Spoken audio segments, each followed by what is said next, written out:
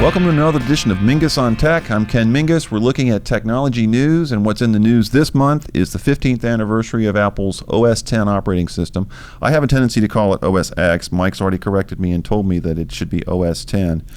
15 years ago, actually, this is what OS X looked like. You went to a store, you bought it in a box, and in fact, Mike and I had a sort of a Survivor Amazing Race competition in 2001 to see who could get a copy of it first. I think you got... I won. I went to Staples in Providence. It like 8 minutes before I did at a different Staples. Yep. All that matters was that I won. Yeah, exactly. So, of course, it always matters. It's interesting to look at OS X, though, designed for the internet age, according to Apple in 2001, with killer graphics and an easy transition from Mac OS 9. Amazing. As we think about OS X now, 15 years later, and how much it's changed, how diverse the features are now, the one thing I wanted to ask Mike, this is just a quick 1 minute little episode here, is what do you think OS X still lacks as we look at 2016? OS X needs to grab a couple of features from the iOS devices. Okay. Specifically Siri. Okay. Yeah, I knew you'd say that. You love Siri. I love Siri. I use it all the time, and I think You're talking to yourself all the time. Or Siri.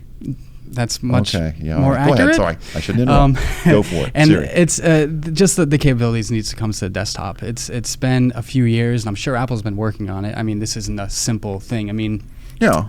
OS X needs to be wouldn't overhauled. all of the technology that's been built into the iPhone and the iPad with Siri, they can now transfer that. Well, they can, but you'd want And how even it more works. functionality once it's on the desktop. Like what? Any thoughts on what kinds of functions? Geez, maybe even. Well, obviously you have the basic Zoom screen. You would want there to be those type of commands. Okay. Anything that maybe even bring up some of the old speakable items. Yeah. The ability to manipulate the interface a little bit more using Siri, and who knows? Maybe that's why they're taking their time with it. Yeah. Because they can. I'm not going to say they can easily port Siri over using the common I was the going to say, existing tell that to an Apple functionality. developer, Yeah, and they'll exactly. tell you something different. No, it's true. Yeah, right. And what do I know about coding? But I mean, I think the reason they're taking their time with it is to make sure that the technology is right when it actually gets to the desktop. Well, there's been a lot of talk about what's coming up at WWDC this year with OS 10.12. 10.12? Yeah, 10.12. Whatever the name will be.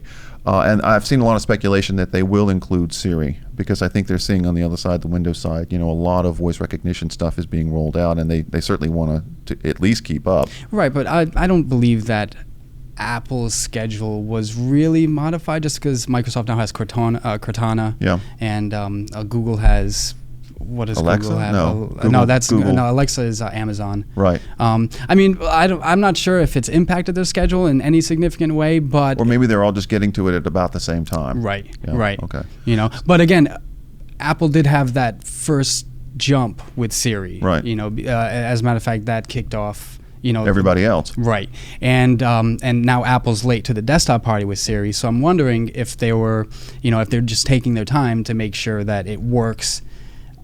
Even better, I guess, for the desktop environment. It is better. I mean, I use it in the car with CarPlay, and I have found it to be much more useful because it actually recognizes what I'm saying and gives me relevant information, when I want it. Early days wasn't so much; it was very dicey. Right. But I'm sure there's a lot of hooks. They got to hook it into the OS X in meaningful ways that is more than just copying what's on the iPhone. Yeah. It's got to be that way. Right. Understood. You mentioned that Siri was at least one of the things that OS 10.12 or the next version of OS X should have.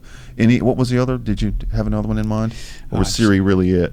Siri is the main really one. The main one? Siri's the main one. It's the only thing I can think of right now that's glaringly missing. Right. From the equation. Right. I mean, I've spoken to some Windows folk, and they're always asking, "Hey, when's the Mac's going to get touch screens?" Asking or giving you grief? Giving me grief. I don't want a touch screen. I don't want a touch screen on my desktop. Yeah, no, exactly. I've got an iPad for my touch screen if I need. Right. That. I agree. And the iPad in concert with the Logitech case is a good enough touchscreen Mac for most people. Right. But I mean, you still have the people who are clamoring for an actual legit touchscreen Mac. Right. But who knows? Because that's the only other feature that they can borrow from iOS that is just missing. But then again, I do like the fact that Apple has that technology embedded in their trackpads. Yeah. So yeah, exactly. I don't think you need a touchscreen because you've got the trackpad. I agree. I'm just saying what people have approached me about.